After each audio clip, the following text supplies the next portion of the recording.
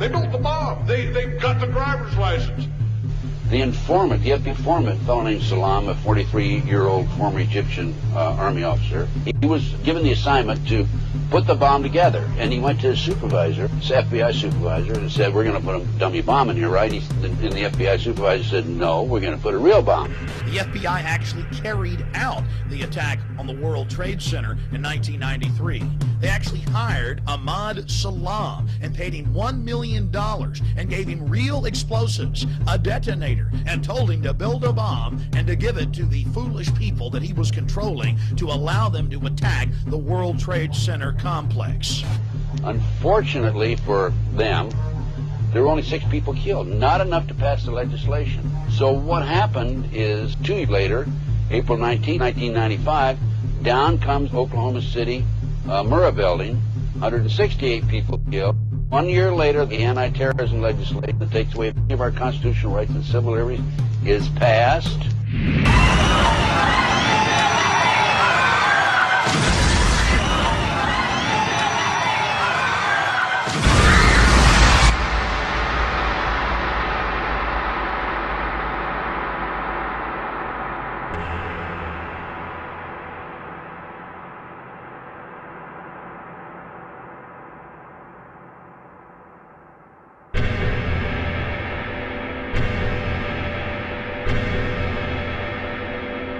Because at 9:30 this morning, we were actually running an exercise for over a company of 1,000 people in London, based on simultaneous bombs going off precisely at the railway stations that happened this morning.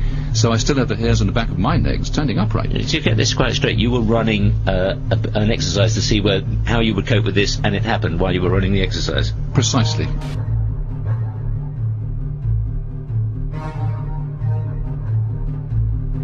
Supposed to believe is some kind of coincidence, there was also an anti-terrorist drill going on 7/7. And again, just like 9/11, they were talking about attacks on the same targets, the same kind of tube stations, and exactly the same time as the actual attack happened, providing some kind of cover for what must be operations orchestrated in some way by the state.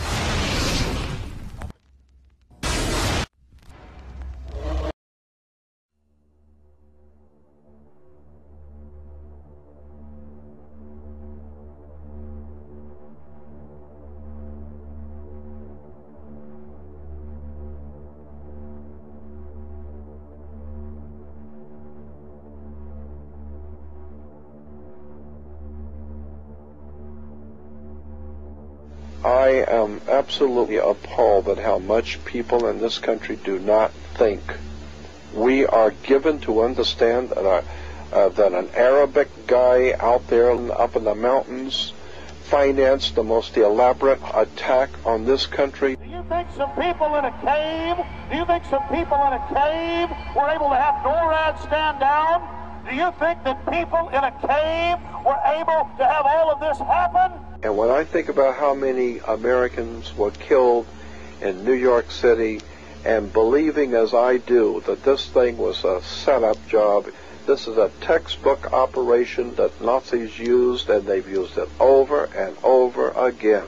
America has been suckered in one more time. I don't have to tell you things are bad. Everybody knows things are bad. The dollar buys a nickel's worth. Banks are going bust. Shopkeepers keep a gun under the counter. Punks are running wild in the street. There's nobody anywhere who seems to know what to do, and there's no end to it. We know the air is unfit to breathe, and our food is unfit to eat. We sit watching our TVs while some local newscaster tells us that today we had 15 homicides and 63 violent crimes, as if that's the way it's supposed to be. We know things are bad, worse than bad. They're crazy. It's like everything everywhere is going crazy, so we don't go out anymore. We sit in the house, and slowly the world we're living in is getting smaller, and all we say is, please, at least leave us alone in our living rooms. Let me have my toaster and my TV and my steel-belted radios, and I won't say anything. Just leave us alone. Well, I'm not going to leave you alone. I want you to get mad. I don't want you to protest. I don't want you to riot. I don't want you to write to your congressman, because I wouldn't know what to tell you to write. I don't know what to do about the depression and the inflation and the Russians and the crime in the street. All I know is that first, you've got to get mad. You've got to say, I'm a human being. God damn it. My life life has value.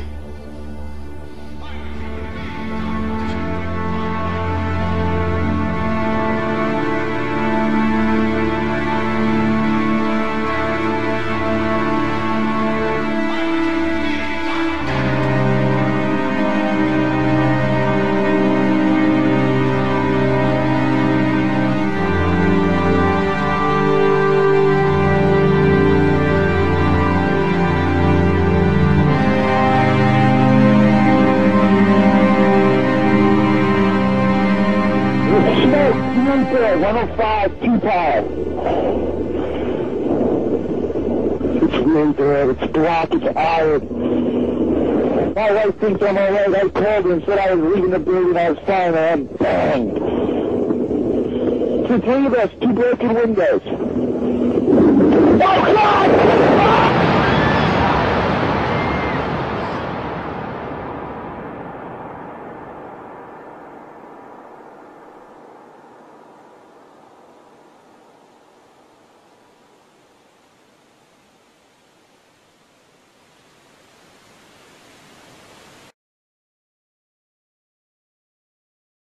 Ladies and gentlemen, the very word secrecy is repugnant in a free and open society, and we are, as a people, inherently and historically opposed to secret societies, to secret oaths, and to secret proceedings.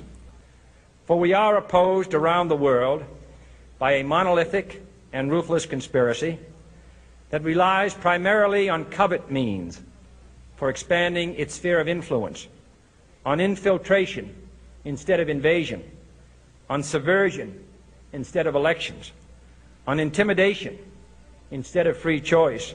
It is a system which has conscripted vast human and material resources into the building of a tightly knit, highly efficient machine that combines military, diplomatic, intelligence, economic, scientific, and political operations. Its preparations are concealed, not published. Its mistakes are buried, not headlined. Its dissenters are silenced, not praised. No expenditure is questioned, no secret is revealed. That is why the Athenian lawmaker Solon decreed a crime for any citizen to shrink from controversy. I am asking your help in the tremendous task of informing and alerting the American people, confident that with your help, man will be what he was born to be, free and independent.